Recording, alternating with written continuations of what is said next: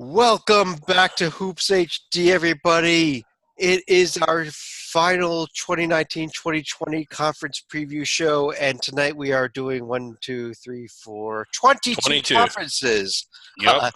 under the radar. David, how you doing, and what the hell are we doing tonight? Well, it's we're doing our under the radar preseason preview show. We will be doing this show once a week, starting tonight, I guess, all the way through until the end of the year. Although next week we might do some sort of hybrid, I think that we did last year. But it's essentially the 22 non-regular multi-bid leagues. So that would be the Power Five, which are the SEC, Big 10, Big 12, and Pac-12, and then the other five, which is the West Coast, Big East, Mountain West, Atlantic 10, and American. And I think it goes without saying, it's fun to be back doing this show. We don't admit this often, but we do admit it on a rare occasion. I think that for the three of us, it's one of the favorite. It's probably the favorite of the three regular shows that we do. Because it's fun. Like, we just love this level of college basketball. It isn't what's on most of the networks. It's rarely what's in the top 25. But if you looked at the under the radar conferences last year, there were 3 teams inside the bubble. I believe there were 5 that made it to the round of 32, and it's exciting. I mean, it is an entertaining type of basketball, and it is a highly competitive and highly skilled, probably underappreciated level of basketball. So we're happy to be doing the show again. Right. These are the 22 conferences. They're sometimes called mid-majors. We don't use that word. We use under the radar. By the way, I'm Chad Sherwood. He's David Griggs. We've got John Sleeka with us as well. If you want to find out about those other 10 conferences, each of them has their own podcast. If you click up on that season previews. Yeah, it's somewhere up there. Yeah. Actually, it's linked in here because, we're not posting 22 links. Yeah. Well, whatever. You follow the links. You can get there. You can watch our previews of them. We've recorded them all. We will have one more preseason podcast coming up early next week before the season starts. But let's get right into this. We have 22 conferences to go through, so we've got a lot of work to do tonight. And we're going to go through everything in alphabetical order tonight, and we're going to start, therefore, in the America East. And Sleeka, let me bring you in here. And we're going to ask a couple questions for each conference. We're going to ask who's going to win the conference, along with who else are going to be the top contenders. And I want to ask you, is there a surprise team that you're predicting for this conference, if anybody? Somebody that nobody out there is really saying is going to be a contender, but might make a little noise. So, Sleeka, let me start with the America East. Who do you think your top team or top teams are in this conference, too, that could potentially make the NCAA tournament?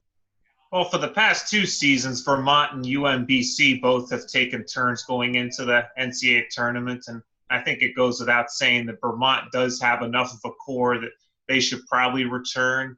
Stony Brook is a team that I would be looking to potentially crash the party, but by the same token, they are replacing head coach Jeff Bowles, who has moved on to Ohio.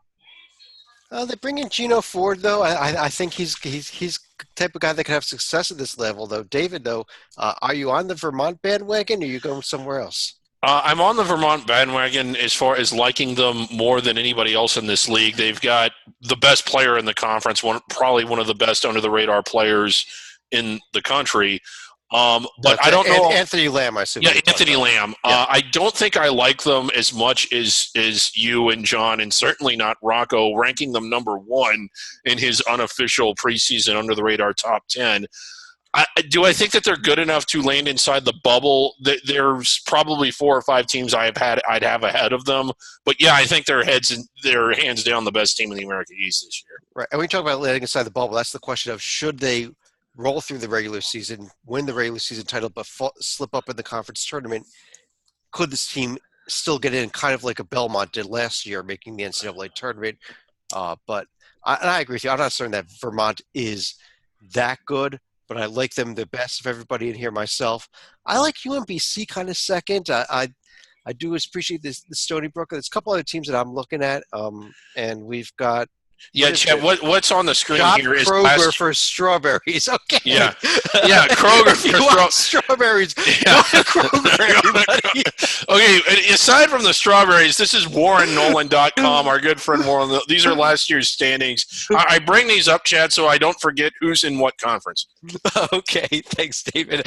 I thought you were telling us where to get our strawberries. Yeah. What's that? American. Oh, hot dogs too. Okay. Yeah, we got hot dogs. We got Kenny and Z. Oh, well, we'll be updating it all throughout. But I can't wait to see what.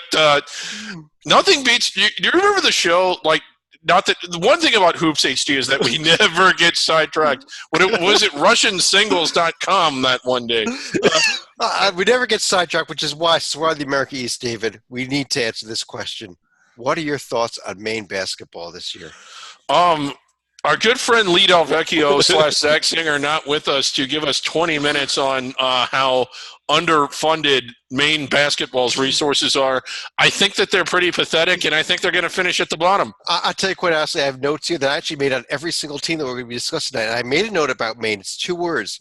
It's Maine. Yeah, okay. I'll tell you, there's a team that I kind of like the America East as a surprise team. Keep an eye on this Lowell team, though. I just have a bit of a feeling. I don't know if they're good as Vermont, but they may make a little noise. If somebody's going to come up out of nowhere to steal this conference, look at UMass Lowell. Just throwing it out there. Yep. I can kind of – well, yeah, and that's interesting, Chet. I like Lowell. I know we got to move on. We've got 21 more to go. I like Lowell in the sense that they're a recent transition team. I think that they're coming off of a postseason tournament last year. I think that they could have one of the better seasons that they've ever had. I don't know if I'd go so far to call them a sleeper to win the league, though. No, I don't. And, you got Stony Brook. You got Albany, who's got a solid team as well, though. But, Sliko, why don't I go back to you again? Why don't we move on to the Atlantic Sub because I think we're going to end up being with about a 30-hour show if we keep going at this pace. How about the A-Sun, though? Who do you like in that conference? There is a clear favorite in the Atlantic Sun this year, and that's going to be Liberty, because going back to last year, they were neck and neck with Lipscomb for the regular season title and the conference championship. But by the same token, Liberty has just about everyone coming back. Lipscomb had a lot of players graduating. Their coach moved across the boulevard to Belmont. So the question – David, $109 for a pastrami sandwich? Yeah, $109. I mean, that is one hell of a pastrami sandwich right from Carnegie Deli. Like, what kind of opiates are they putting in that sandwich? I'm sorry, John. Go ahead. I just got sidetracked again, but go ahead. I wonder about that. We need to do this every week. This is one of the things that we've lost since Chad started making his notebooks. Oh, God bless our colleague and friend Warren Nolan for coming up with this. But I think getting back to the Atlantic Sun, Lipscomb has a lot of people moving on, including their head coach across the boulevard to Belmont. But Liberty, they're going to have, I think, a couple chances out of conference, one of which is going to be at LSU around December. But there's a possibility that if they win that game, there's a good chance they could run the table going into A-Sun play. Yeah, David, I do agree with you. I think the Liberty team is head and shoulders above everybody. I mean, the 2 teams from Jacksonville, both North Florida and Jacksonville, if somebody else is going to steal it, those are the only other 2 teams I'm looking at. Yeah, but I think what you have here, Chad, is you have a team that made the round of 32 and won, was it 27, 28 games overall last year? 29, actually. 29, excuse me. Yeah, 29, yep. Yeah, and has 4 starters back. I think what you have here is a team that's, in my opinion, a top 40 caliber team that could land inside the bubble, and you have no one else that would make the NIT without the auto bid. I mean, I think Liberty is so far out in front of everybody else. Lipscomb is a great program. They lost 4 starters and their head coach. They're kind of in reset mode. I still think that they're going to be competitive within the league, but they're not what they were. A couple other teams, like you mentioned, Gulf Coast could be okay. the two teams from Jacksonville should be okay. But I don't think anyone's in the same universe as this Liberty team. Yeah, but I think it's also worth pointing out that a team like North Alabama actually finished 6th last year, which is pretty good by first-year transitional excellent. standards. Yeah, excellent. And they did still lose 22 games last year overall. I think North Alabama can avoid the 20 losses this year. Kennesaw, they've moved on from an era of a head coach that we just shouldn't even mention. But Abdul Rahim coming in, though, I think he could actually probably coach it. He may be successful there and getting them a little better than that Boston College reject. But David, how about let's keep rolling through here over to the Big Sky up next. And one of our favorite conferences is always entertaining. In recent years it's been Weber State, Montana, Weber State, Montana, Weber State, Montana. I don't know that's what it is this year, is it? Yeah, Eastern Washington getting a lot of love this year. Now, when you look at what they did last year, nothing too overly impressive, but you have to consider how battered they were with injuries. If they stay healthy this year, you kind of have to think that they're going to be one of the better teams in the league. The question is it as good as here's last year's standings, and there's that again, just amazing from the Carnegie Deli there sandwiches. No, I agree with you though. If guys like Pete Ling and Davison could stay on the court, this Eastern Washington team can win it. If they don't, I am though back on the Weber State. Not so much on Montana. I like Weber State, Northern Colorado, maybe Stalika. I mean, where else do you go? Northern Colorado, they're actually 2 years removed from the CIT championship, and I can't believe I'm saying this, the No Koei Woo Cup between them and Eastern Washington. They actually have some bearing as far as the Big Sky race. Could determine the championship, David. Talk about teams that, David, in this conference that really made a turnaround. Southern Utah, I could think could be a top 4 team in this league after having been so pathetically bad. A former Centenary Award winner is the worst team in D1. Yeah, they had a losing record last year, but I think that they can get above 500. I think they have 3 or 4 starters back, all or 4 of them, and with that experience, they could have one of the better years that they've ever had. Getting back to Northern Colorado, another 20-win team with 4 starters back, so don't overlook them, even though they're not Weber State or Utah or Eastern Washington. But when you look at this, the top half of this league is rather competitive, and as nutty as this is to say, Southern Utah is in that mix. I agree with you, though. I like this. Southern Utah actually won a postseason game last year. I think it was the CBI or the CIT, one of those those tournaments, but first time ever, and who knows? And for what it's worth to mention, and I guess the past 5 or 6 years where I've been tracking the exhibition games, Idaho is the first team I can remember that's lost most of their exhibition games. I told you about my notes about each team. Idaho, I just wrote UGG. There's nothing there. I feel sorry for Vandals fans this year. It's going to be a very long season. Them and Idaho State.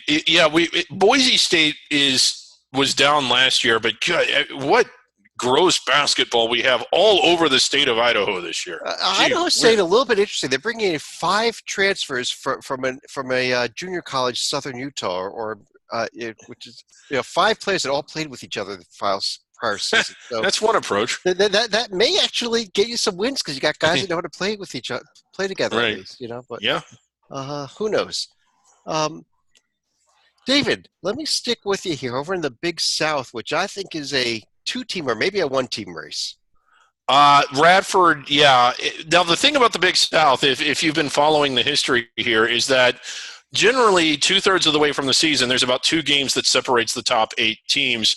I don't know if we're going to see that this year. I'm assuming Radford's the team that you like. I like 2. I like Radford and I like Gardner-Webb. I think they're – but I do personally think that Radford is better. I've seen Gardner-Webb pick to win teams. I mean, they made the NCAA tournament last year. They actually were playing really well against Virginia as a 1-16 game before Virginia took over in the second half. But Salika, which way are you going in this league? You can also never count out Winthrop as far as a contender for this league. How can you count on Winthrop? I mean, they've got nobody back. They got a great head coach, but they got nobody back from last year. That's probably it. It's going to be coaching right there. But by the same token, I do think Radford is probably going to be the team that ends up getting the automatic bid this year. Yeah, one of the things we like about this conference is as you get in the league play, the conference tournament is at campus sites, not predetermined sites. So home court matters. Finishing first is hugely important. Charleston Southern in that tiny gym of theirs, 4 starters back from a team that won a lot of games last year. I don't think they're on the same caliber as Radford or Webb, but Gardner Webb, excuse me. But I do think that they're one of the better teams in the league. I think they'll finish closer to the top than the bottom. I'll tell you, David, I would have been picking Charleston Southern to win this league, other than the fact that their best player, Christian Keating, who is the one starter who's not back, is going to be playing for North Carolina this year instead of Charleston Southern. So yeah. A grad transfer there that really hurt, but other than that, I would have loved this team, but I just don't think there's going to be enough there. Yeah, not the only team to be hit by grad transfers. Presby losing one of their best players after having a pretty good year last year, and then Campbell, not a transfer, but losing Chris Clemens. Are you with me on this? I don't think Campbell is going to be as good without Chris Clemens as they were last year with him. Campbell I think is going to be going down to the bottom of the standings. You want to go somebody from the bottom of the standings who's moving up. Keep an eye on Longwood. I'm not saying they're going to be anywhere near the top of the league, but a 500 season for the first time ever for the Lancers could be in the works this year. I think they got enough talent for that. Yeah, not much. And then again, here is last year's standing. Oh, wait, that is not last year's standing. Or is it? Yes, this is last year's standings. And wow, that's a sexy razor. In shea butter. Talking about sexy razors, how about the Big West Conference? But seriously, how about the Big West? Well, again, there's going to be another team that's going to be head and shoulders above the conference, and that's going to be UC Irvine. Really? Can you tell me about that? Because I'm not picking Irvine to win this conference. Tell me what you... Okay, go ahead. You two convince me. I like Santa Barbara better than them this year, but go ahead. You're also going to be looking at a team that's going to have, I believe, 4 starters back from a team that went to the NCAA tournament last year. And then the other team that's going to be intriguing, not necessarily because of the players, but because of the dearth of experience on their coaching staff, and that's going to be CSUN, a.k.a. Cal State Northridge, with Mark Gottfried and assistant coach Jim Herrick. Yeah, okay. I don't think that the Eaters are going to be as good as they were last year. You may recall they had some big out-of-conference wins and then made the round of 32 as a 13 seed, one of the 5 teams that we mentioned that got past the round of 64. But while only I think 2 starters are back, they went deep into their bench and they're returning a lot of experience. And I know that the Gauchos returned quite a few players, but they weren't nearly as good as Irvine last year. But what I like about the Gauchos is they're bringing a couple big transfers here. Matt Freeman from Oklahoma, Brandon Cyrus from DePaul. I know DePaul, but when you're moving to DePaul transfer to the Big West, you can talk about them, I think. I do like this Gauchos team. Maybe they're neck and neck, and maybe these two teams finish within a game of each other. I don't think Irvine runs away with this conference. I do like this Gaucho team. I like what Slika mentioned. This Northridge team could also be in contention there. I don't think anybody else beyond that really is, you want to go to UC Riverside or something like that. But no, I do think this is going to be a lot closer than the 5-game spread we saw between Irvine and Santa Barbara last year. Yeah, I would agree with that. I think it's more like 2 or 3. I think it's 2 or 3. I think it's a 1 game. And again, I'm going to take Santa Barbara to win that by a game. And we can talk about it again in about 3 months. Right. David, let's move on to the Colonial. Okay. The Colonial, let's get again. This is hard to do without any arms. Okay. Slika, what about the Colonial? This was a conference where Hofstra had actually dominated the regular season last year. What are those dog T-shirts there? Yeah, we've got dog T-shirts and we've got all the way. I mean, this is just not to mention the lizard underneath. The lizard creature. Yeah. Go ahead, John. I think going back to Hofstra, they dominated much of the regular season until Northeastern was able to close the gap later in the year. The Huskies actually were able to win the tournament championship and ended up going to the NCAAs. Yeah. Well, John, I mean, Northeastern, 4 of their top players are gone from last year. Hofstra relied so much on Justin Wright Foreman. He's gone.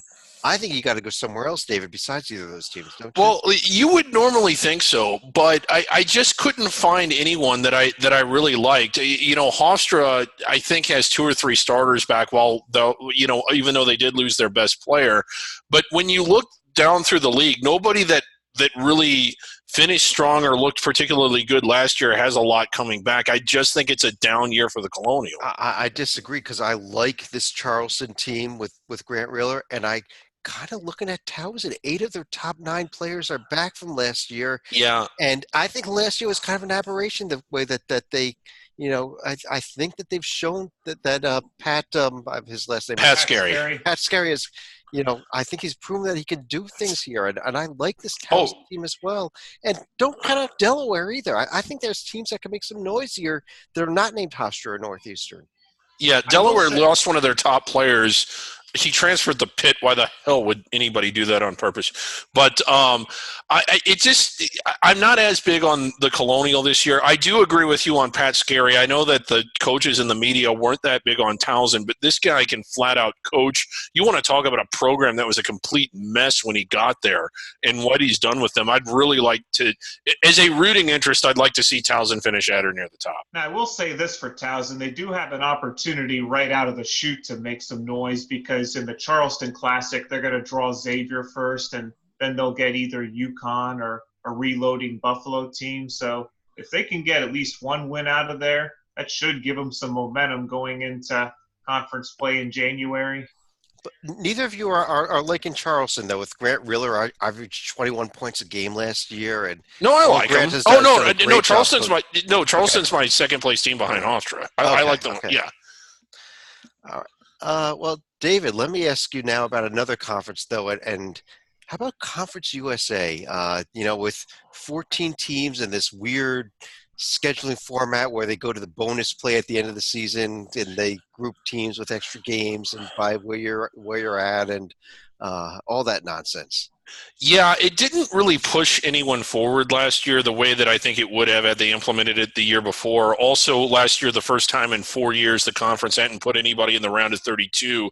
The team I like the most, talent-wise anyway, is Western Kentucky. How can you not? One of the things they faced last year was off-the-court issues, and I'm a little skeptical, Chad. Are they hands down the most talented team in the conference? I think that they are. But absolutely, yes. Yeah, but they were last year, and they couldn't hold it together. What is there reason to think that they might continue into this year? But other than them, I think that at least in talent, there's kind of a gap. There is a team I'm keeping my eye on here, and it is a dark horse. It's a big dark horse. It's this UTSA team. They've gone from being among the worst in Division I to having a really good year last year and a lot of key returning players. I'll tell you, David, I'm almost with you. There is a team I'm keeping an eye on as a dark horse. They do start with UT as the beginning of their name, but I got UTEP as in UTEP. You like UTEP? Dark horse. They already won, Slika. They already won pulled an upset in a charity exhibition, did they not? Yeah, they beat Texas Tech in the first exhibition game of the Texas year. Tech had a good year last year, didn't they, David? I thought they did, but they were fairly solid. Yes. Salika, though, go ahead. Are you on? Is there somebody else you like besides Western Kentucky? Well, I'll go with Western Kentucky to win the conference, but I guess my pick for a dark horse is going to be Charter Conference USA member Southern Miss, who actually improved to 11-7 under Doc Sattler's tutelage. But he's gone now. Jay Ladner has come in to take over as head coach. Yeah, I'm not big on Southern Miss. No, I got Southern Miss picked 13th out of 14. Sorry. I tell you, if it's not other than UTEP, I like Middle Tennessee. I like Florida International as teams. Even Louisiana Tech, who was hit by a lot of injuries last year. If they can stay healthy, they can make some noise here. Yeah, I know that they went to the pastry cart, but let's not forget about North Texas. There was a time last year where they were 20-4, and they've got a decent amount back. All I'm saying is that they're worth paying attention to. Okay, yeah, I got the pick 12th out of 14th, so it's better than Southern Miss. All right then, Todd. How about the Horizon League, which I think is going to be a fascinating conference this year? Yeah, the good news for a team like Northern Kentucky is you're going to be getting most of your starters returning. The bad news is Drew McDonald, who was a 2,000-point scorer and the school's all-time leading scorer, has graduated and moving on. So we look at the other half of the Horizon League, I guess their travel partner, and that's going to be Wright State. So they were kind of up and down last year, got knocked out of the conference tournament early, but with Wild and Love leading the way, they should still be probably, in my eyes, the favorite to win this year. Yeah, I like, again, last year it kind of felt like Northern Kentucky and Wright State broke away from everybody else. I can kind of see that happening again this year. Darren Horn at Northern Kentucky replacing John Brannon, who went up to Cincinnati. Darren Horn, you might remember, a star player at Western Kentucky. You probably don't remember that. You might remember him as a coach at Western Kentucky, went to a Sweet 16 there, then took over at South Carolina, kind of back in Kentucky. Very different style of play as a coach than what you're typically used to seeing out of NKU. So it's going to be interesting to watch that transition. But I agree with John. I like Wright State to win the league. I agree with you both at Wright State winning the league, but I think there's a lot more depth here besides them in Northern Kentucky. You got to look at Illinois, Chicago. Their top 9 players are back from last year's team. Green Bay was in the finals of the CIT and has 4 of their 5 starters back from last year. But the only other problem with Green Bay is their top player from last year has also moved on, Sandy Cohen. I said 4 out of 5, Salika. I got another team, though, David. Keep an eye on Youngstown State. Remember what they did in the middle of last season? They put together this 6-game winning streak, and we were just blown away by that. Yeah, we were. And, that was all they did all year. But they did have that they did have that one run during that one time of the year. All 5 starters for the Penguins are back this year. So, who knows if they could put together an 8 or 9 game winning streak this year. And, right, who knows? And finish 8 and 20. yeah. Salika, I think that another conference that's very interesting and could be in the at-large bid discussion for the regular season champion if the team slips up in the conference tournament, although they are hosting the conference tournament, so it'll be a bad slip up, is the Ivy League in this Harvard team.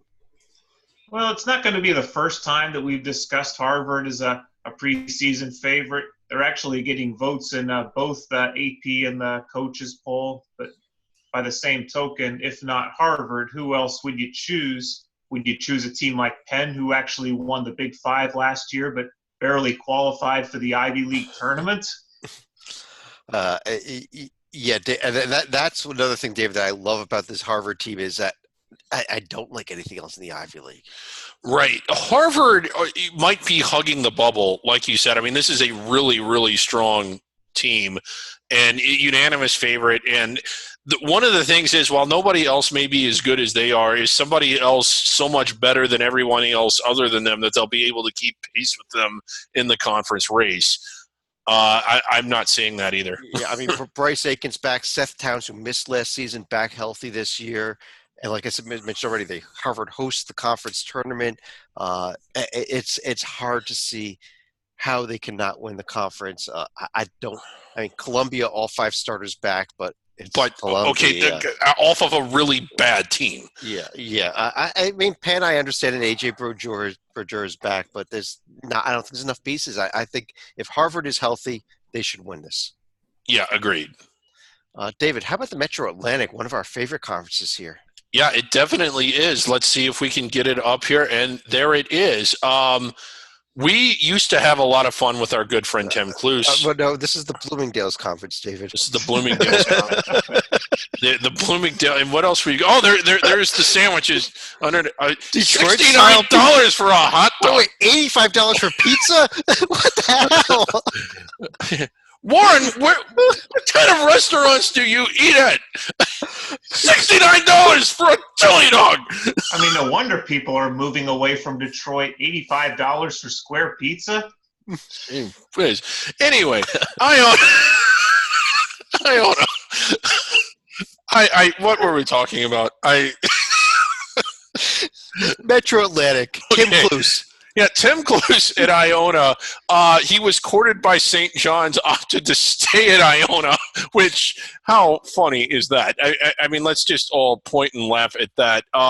He's done an incredible job. It makes sense that St. John's would court him. He's somebody that we used to have a lot of fun with because while his teams were good, they would always lose games either that they had no business losing or that they seem to have no possible way of losing because they had it in such control and then they'd lose.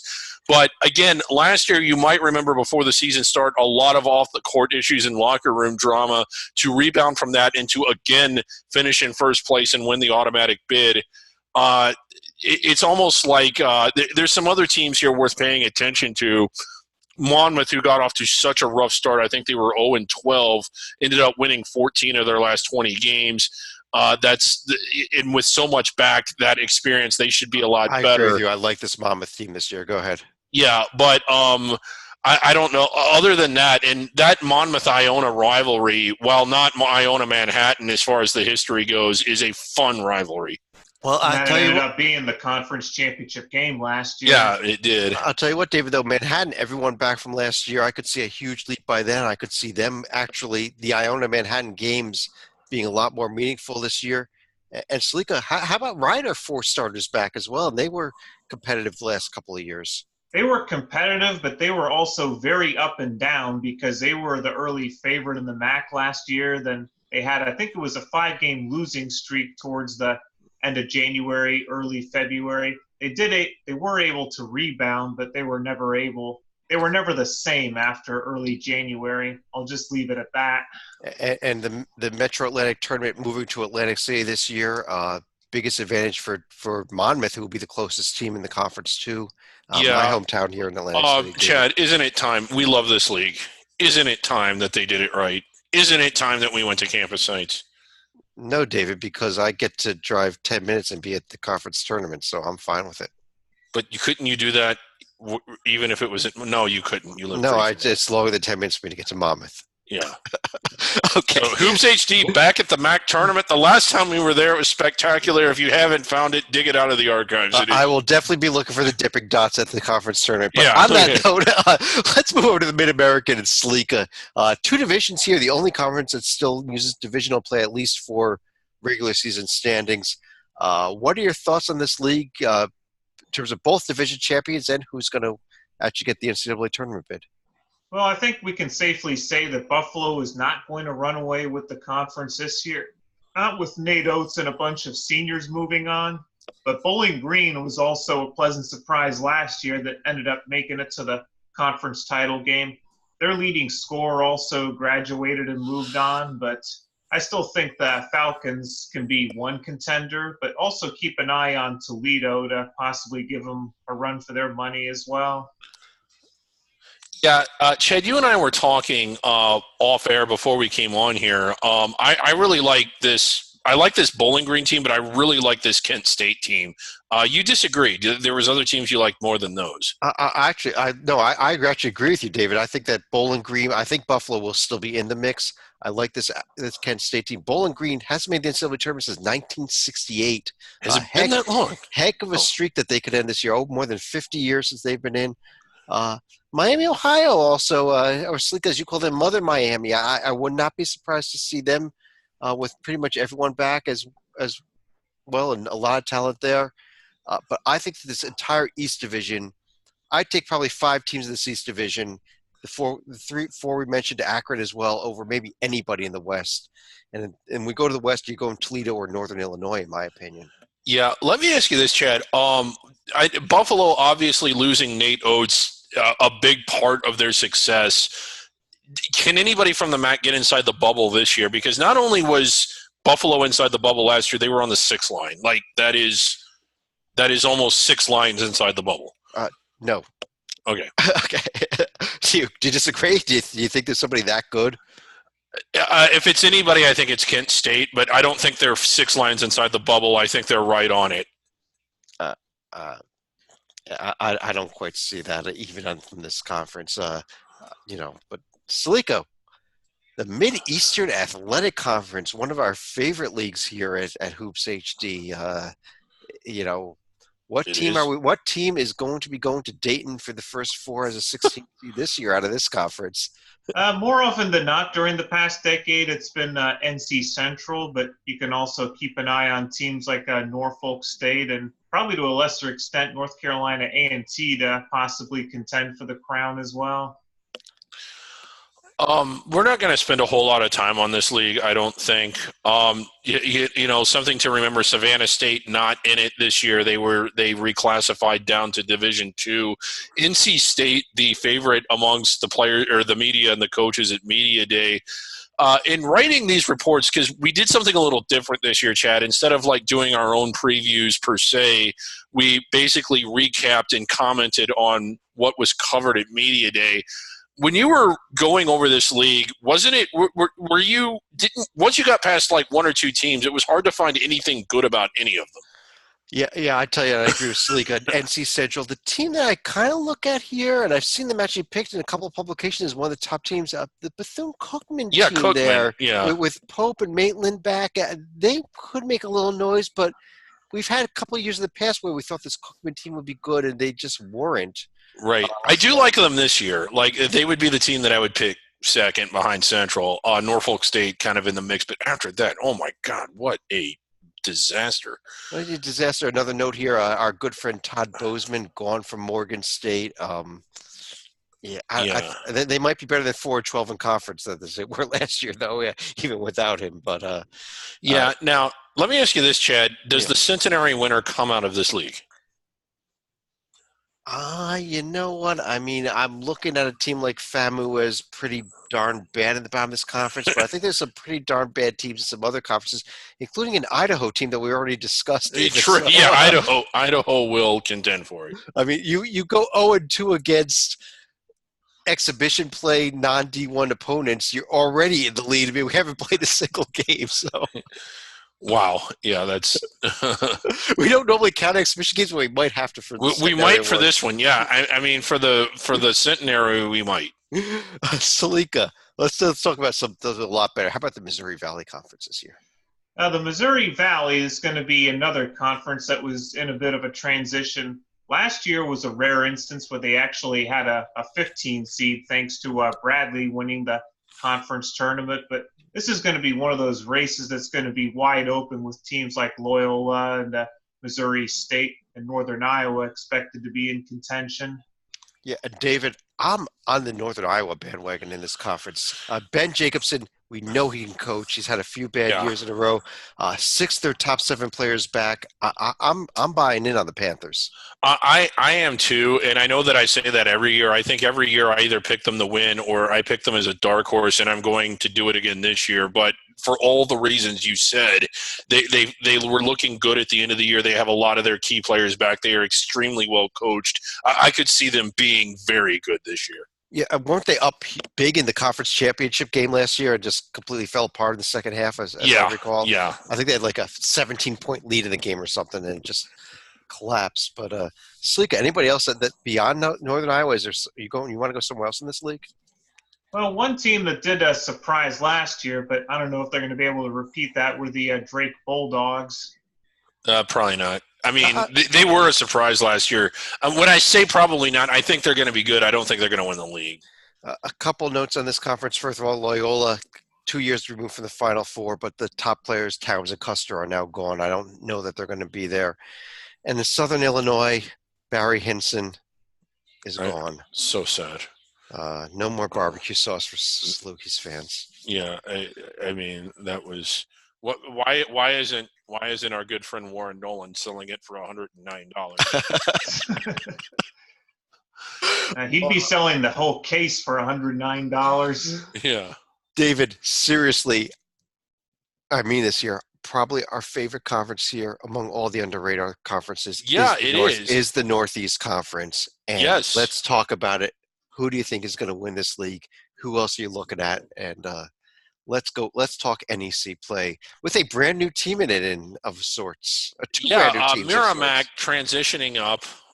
So they are it's their first year as D1. I think they had a fairly decent season last year, if I recall. I think they won about 20 games, and they have 4 starters. They brought 4 starters back from that team, but they were D2 starters, not D1 starters. Yeah, they were D2 starters. There is a substantial difference.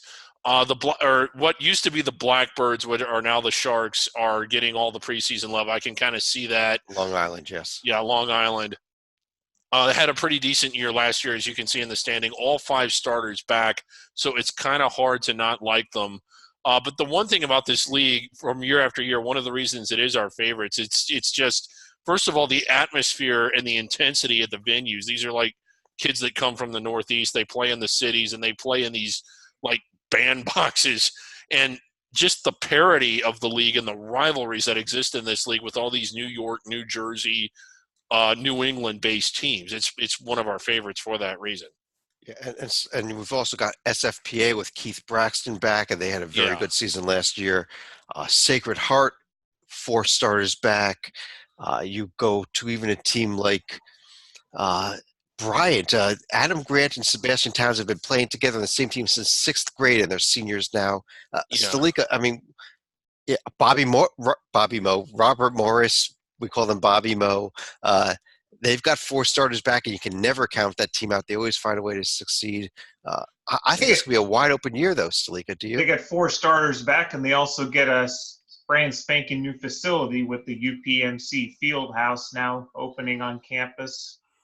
All right. So where are you going? Are you with David on Long Island? Are you going somewhere else, or should we just flip a coin between about 8 different teams here? I would throw a dart, and I'll probably go with STFU.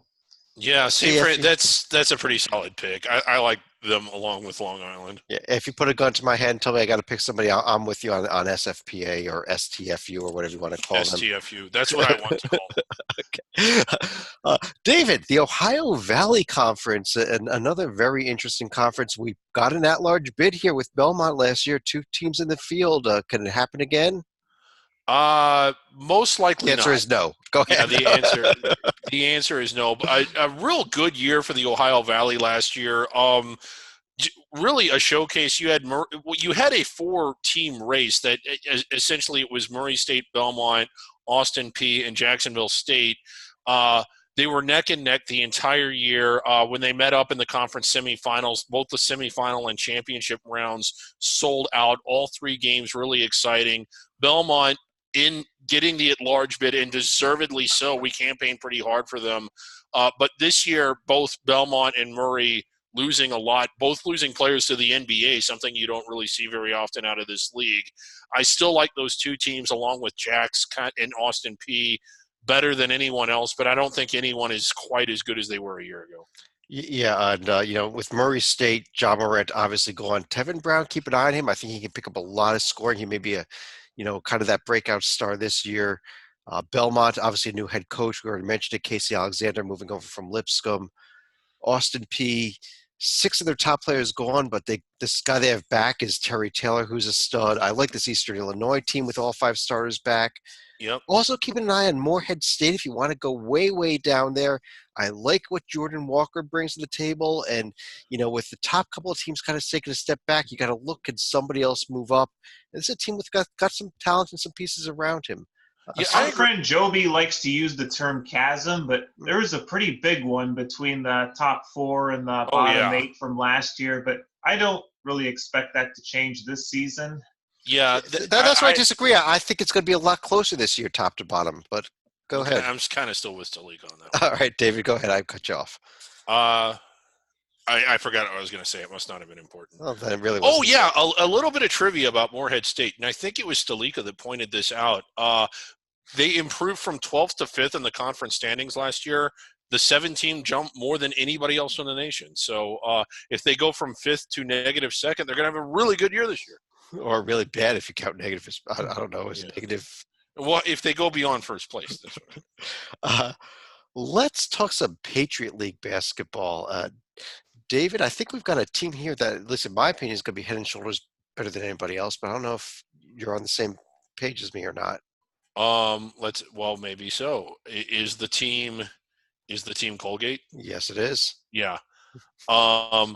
Again, kind of interesting. Well, this is another this league, like the Northeast, you see constant parity out of it. They were Colgate, the first place team a year ago with 4 starters back.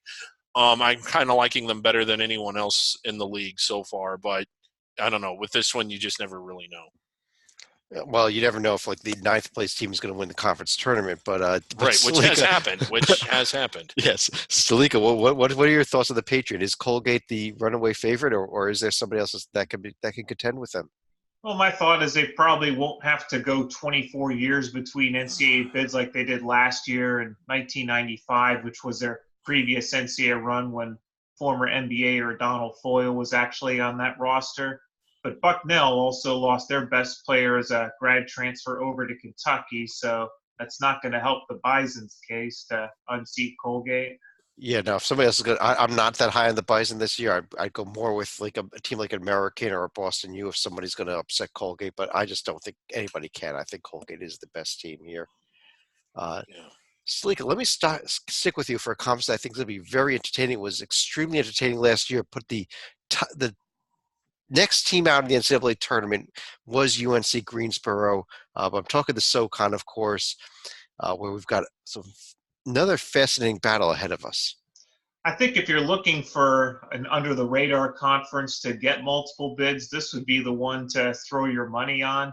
It's not going to come from Wofford, who loses Fletcher McGee, head coach Mike Young, but keep an eye on Greensboro, who's going to have many of their pieces back.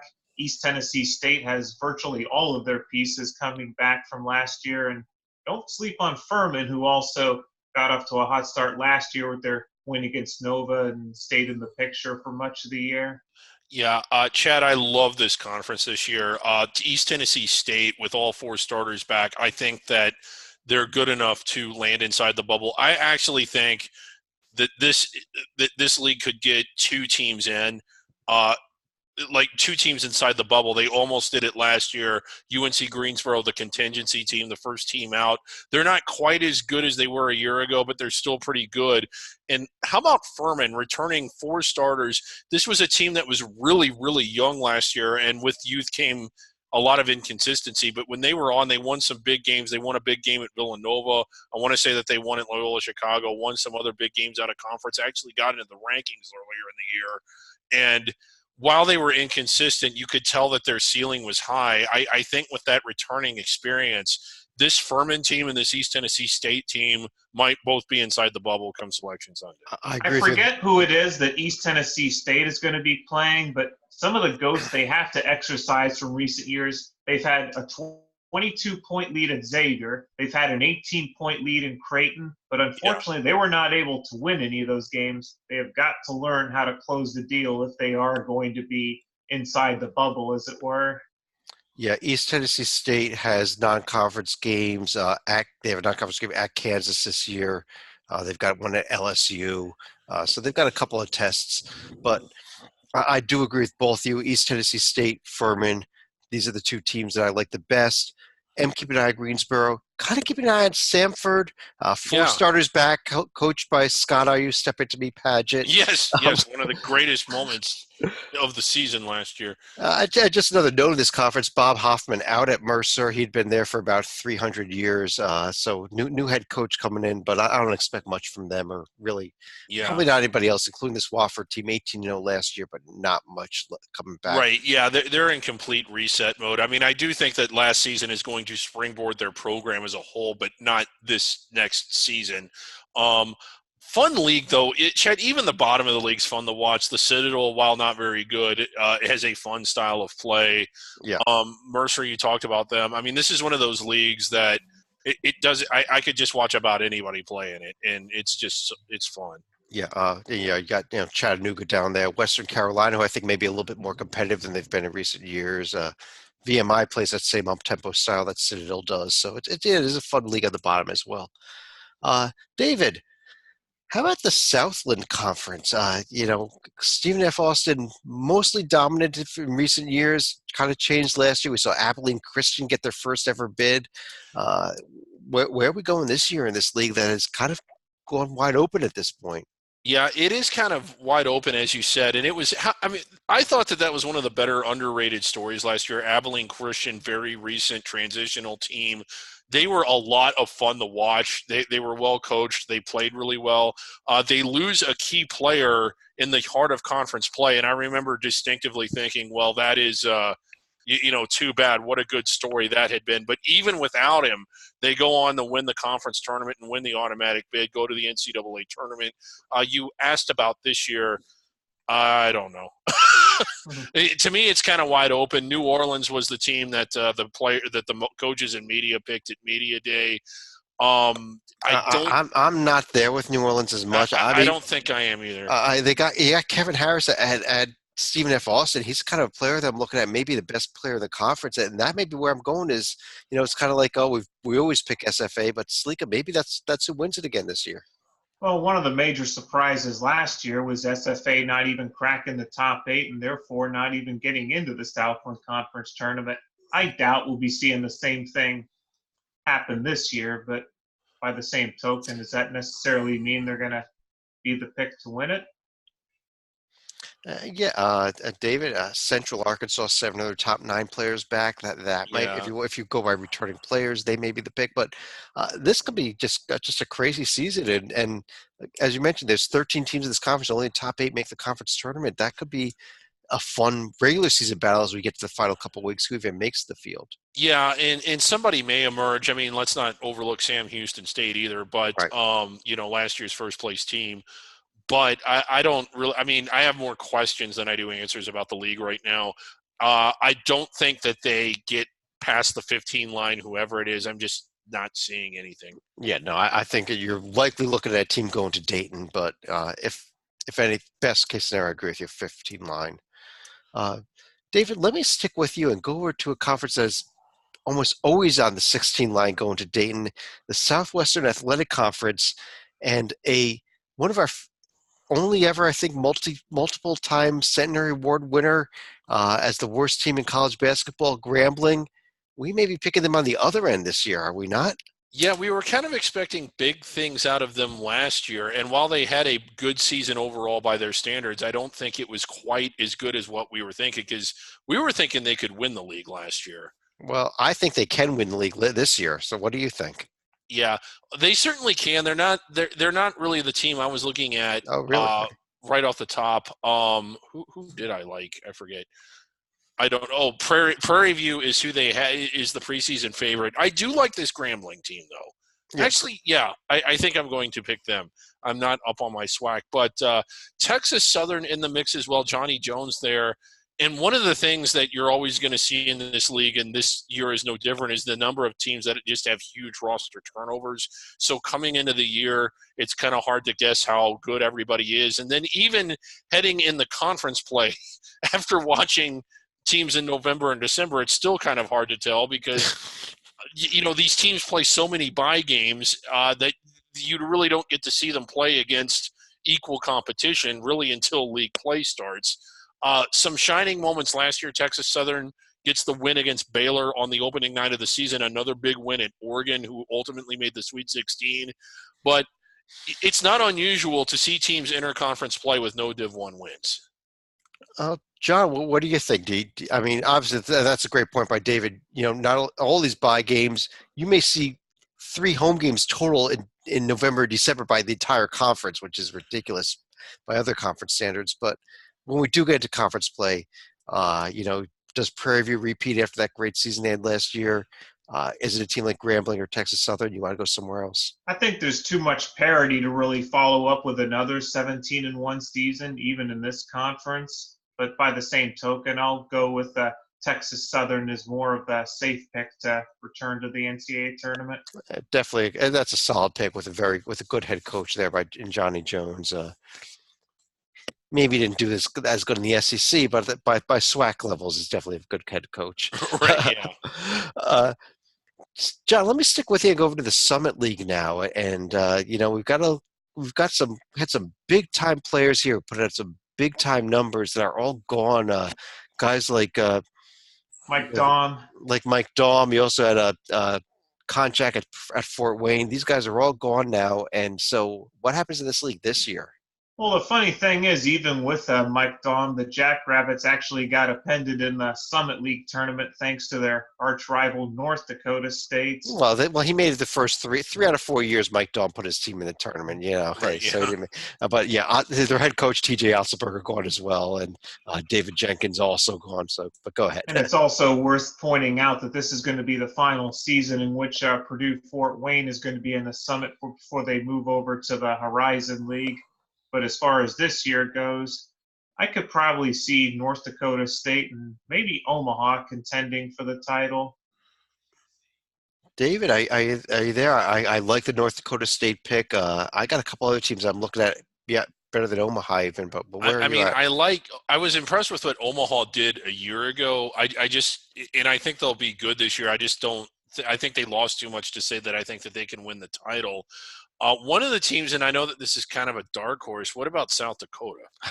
Well, South Dakota is my number 2 pick. I really like Stanley. I'm not certain how you pronounce his last name. You Moody, and 4 starters back for this Coyotes team. The other team the for the state of South Yotes. Dakota, the Yotes. Also, David, a team that at one point had dominated this league back when it was known as the Mid-Continent. What about Oral Roberts? Not as big on them. I mean, I have a lot of questions about them. They're another team that the athletic directors and coaches really like, or like that the media and coaches really like.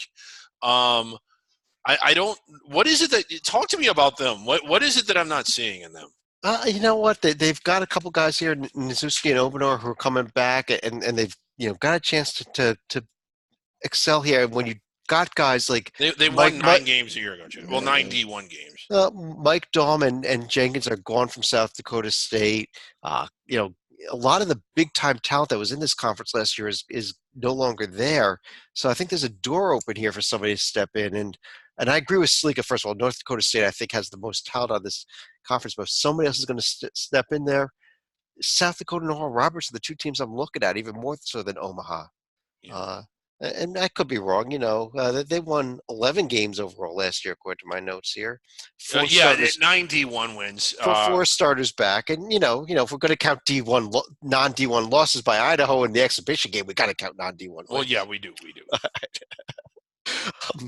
I don't know, for all I know that Omaha will win 9 games again this year. But, John, how about the Sun Belt? The Sun Belt, we're going to have another major coaching change here with Ron Hunter moving on to Tulane. So, major coaching changes in this conference, but go ahead. Let's talk Ron Hunter first. And now he's going to be replaced by Rob Lanier, who moves on from, I believe it was Tennessee, as Rick Barnes' top assistant. Georgia State's still going to have enough talent left that they should be able to compete, but I'm also hearing some good things about South Alabama, who's expected to make a pretty big jump themselves. Yeah, a lot of people are big on South Alabama. You are too, I think, Chad, but I'm not. I like the South Alabama. They're my pick to win it, yeah. Okay, I'm not quite seeing it, but having said that, I'm not really sure who I like. I like Georgia Southern a lot. I do like them. Georgia State is interesting. Like, Ron Hunter, while gracious, you wonder why he would leave for Tulane. I know Tulane's in a much better conference, but he seemed to indicate, or was it my imagination, that he just didn't think Georgia State was committing enough to the basketball program. Well, it was contract negotiations that fell apart, which and it could also be read as they weren't committing enough to his salary. So you never. Well, there you go. Yeah. But what's Arya Stark's opinion on that? She was down there on the screen, but. Arya Stark, big. Let's get her back. I think her opinion is that winter is coming. Winter is coming. Winter is coming. It is. Yeah. A few other thoughts on the Sun Belt. I do agree with you on South Alabama, Georgia Southern. Kind of keeping an eye on Texas State here. They play some really good defense there. The Bobcats, Nigel Pearson back. I think they could definitely make some noise. Always kind of keep an eye on Coastal Carolina. Since moving over to the Sun Belt, they haven't made any serious noise yet, but Cliff Ellis doing the JUCO transfer thing again this year. If these guys do click, his team could be in contention. And Stalika, just for you, there's a team that is my dark horse in this conference. I bet you can guess who they are. Let me guess. It's a team that has a hot football team right now. They are. Well, they're an undefeated football team. 4 starters back for Appalachian State on the basketball court. So, You But never they know. also have a new coach themselves. David, speaking about new coaches, though, Arlington, what happened? They get rid of Scott Cross and Troy hires him. Now Troy is going to be god awful this year, but they have an outstanding coach, and give him 2 or 3 years, I bet he's going to get them going in a big way.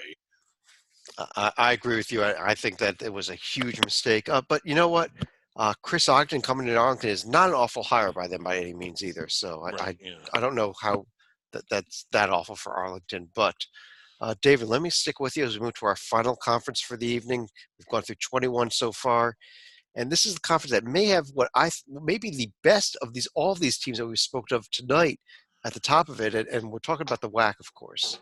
Yes, and the team that you're talking about specifically is New Mexico State.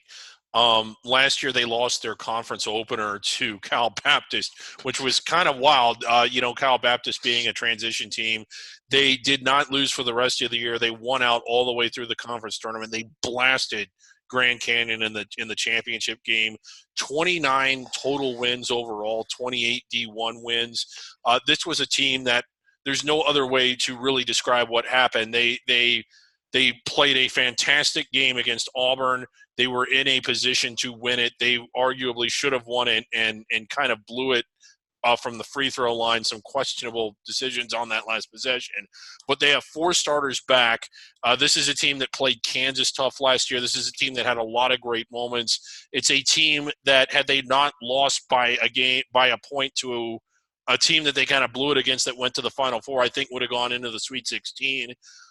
With their schedule this year, it wouldn't shock me at all to see them win 29 or 30. I think we're going to see this team ranked in the top 25 before the end of the year. It might not be until February when they have a really super bloated record, but this is an outstanding, maybe arguably top 25 New Mexico State team. Well, a couple of chances to pick up a notable wins, but are there enough of them in the non-conference? I see they got Arizona and they've got Mississippi State on the schedule, but not much else really. Well, if they can get at least one of those games and run the table the rest of the way, they'll probably be flirting around the 11 or 12 line if they get in, which is actually where they landed last year. And beyond them, though, I still do like this Grand Canyon team. I think they're the second best team. A little side note here, Marvin Menzies, ex-New Mexico State head coach, now an associate head coach, actually, for Dan Marley with the Lopes. I think they're right there. And David, this Cal Baptist team, I know they're not eligible for the postseason for a couple more years, but I kind of like what they bring to the table. Oh, yeah, I do, too. This was a great addition from Division II. The name slips me. I know that they've got another school from Texas joining the league. I want to say it's next year. Tarleton State. Carleton State. Thank you, John. Carleton State. Tarleton. No, it's going to be Tarleton State and Dixie State who are going to be joining the WAC next year. Right, and Bakersfield is going to be leaving. Bakersfield leaving for the Big West. So I think it's a pretty stable lineup. Utah Valley finished second last year, going through a coaching change. You can kind of expect them to probably take a step back. How about UTRGV, Chad, having a pretty decent year by their standards, making a postseason tournament, not really any sort of basketball history at all, but that program kind of trending up. Seattle got off to a good start last year, but was just so beaten up with injuries that they struggled once they got into into conference play. Seattle can make some noise. I do like Jim Hayford, who came over from Eastern Washington. I think he's a good head coach there. I think he's a right head coach for the team, and they do have a lot of players back. They could definitely be contending for that second place spot even this year. Yeah, Kansas City leaving after this year. They got a new head coach, and it's Billy Donlin, who had a couple decent years at Wright State. The one I'm dying to get to, but go ahead, Stalika. Yeah, it's going to be Mark Madsen over at Utah Valley. All right. Chicago State, Chad, has done something that I've never even heard of before at the Division I level. They have one player returning. It's this infusion of JUCO transfers and freshmen to try and get this program jump started. Well, but David, in their defense, they have as many players returning as they had wins last year. Yes. Yeah. Wow. Is this the right approach? I don't know. We say this about Fordham, and I guess I'll say the same thing about Chicago State. Given where it is geographically, how are they always one of the 5 to 10 worst teams in the country every year, it seems? But I think in defense of Chicago State, they don't have anywhere near the resources as many other programs in D1 do. You are talking to school about a school that itself, this entire school was talking about potentially closing down a couple of years ago. Luckily, it didn't happen. But I mean, let's not compare them to Fordham that has probably 10 or 100 times the endowment. Yeah, 1,000 times the endowment, probably. I guess on that note, though, that does complete our review of these 22 conferences. And let me kind of ask each of you here we did see one at-large bid and probably 3 or 4 teams that could have gotten at-large bids had they lost in their conference tournaments out of these leagues last year. Do you see any of those this year? Personally, the team that I'm really looking at is this New Mexico State team we just looked at. But, from all these teams we saw, is there anyone else that you're really looking at, Stalika? Well, I'm going to look at a team that actually did get the at-large last year, and that was Belmont. One of the reasons, ironically enough, was that star freshman Nick Mazinski actually got hurt during the conference tournament and did kind of open the door a little bit for Murray State to win that game, and actually got 2 bids for, I think, the first time in OVC, at least going back to 1987. But by the same token, Mazinski would also be my choice for a potential breakout player. Only a sophomore, but certainly has a lot of upside for the Bruins. Yeah, Chad, there's about 5 teams that I'm looking at, and I think 3 or 4 of them could get in, and it could be any of the 5. One is New Mexico State. We just talked about them. Another is Liberty, a round of 32 team that won, I think, 27 or 28, 4 starters back. I really, really like this East Tennessee State team that has so many pieces back, and I like this Wofford team, and I kind of like Greensboro too. From that league, although not as much as the other 4. I mean, I just think that that's a pretty strong. And how about Harvard is someone else that could end the year with a bloated record? We saw 3 inside the bubble last year, 1 needing the bid, the other 2 not needing it. We actually saw 2 teams from under the radar conferences land in the top half of the bracket. I don't recall that happening. I'm not saying that it hasn't. I just can't think of when it may have. So, but yeah, it wouldn't shock me again to see 3 or 4, maybe even 5 teams inside the bubble this year. Yeah, I don't know that we're going to see somebody with the records that we saw out of Wofford or we saw out of Buffalo last year this year. I don't think we have that I don't think we're going to see a 6 seed, but I could see a couple 8 seeds, a couple 9 seeds, something in that ballpark from this year. Yeah. But I guess on that note, any other final thoughts? Slika, any other final thoughts for the night? Well, we did tease it a little bit in the WAC with 2 teams slated to move into the conference next year with Tarleton State in Texas and also Dixie State out in Utah.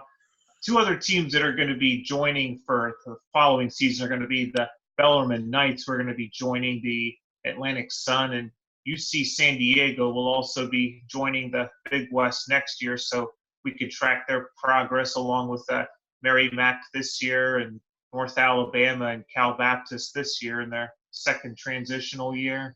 Yeah, but of course you've got to wait 4 years to play games to get in the NCAA tournament because I don't know. But David, any other final thoughts and to finish us off for the night? No, I'm just kind of excited about the year. And again, it was fun last year seeing 3 teams land inside the bubble, and you had the feeling that others were really close, Lipscomb being among those, and then New Mexico State, who ultimately didn't need it. I think that we're going to, it's just, again, I'm excited for the start of the season. Under the radar, one of the things that we haven't mentioned yet, I can't believe we haven't, is how crucial this out-of-conference portion of the season is for them, because that's when that's really their best chance, their only chance, really, to get the types of wins that are going to impress the committee. Absolutely correct. And so these next couple months are a lot more important for these smaller schools, really, than from the bigger schools that will have chances to make up for it with their conference play. Right, yeah. But on that note, on behalf of David Griggs and John Sleek, I do want to thank everybody for joining us. We will have one more preseason podcast. We're posting either late Monday night or early Tuesday morning next week, which will be our preseason bracketology podcast. And come Tuesday next week, it's election day. And more importantly, we have the top 4 teams in the nation going head to head against each other in one of the greatest opening days, probably the greatest opening day in college basketball history. It is. It's got to be. But do want to thank you all for joining us, and we'll talk to you again real soon. And enjoy those $100 pastrami sandwiches. Yeah, those $109. I got to get me one of those. That must be one hell of a sandwich.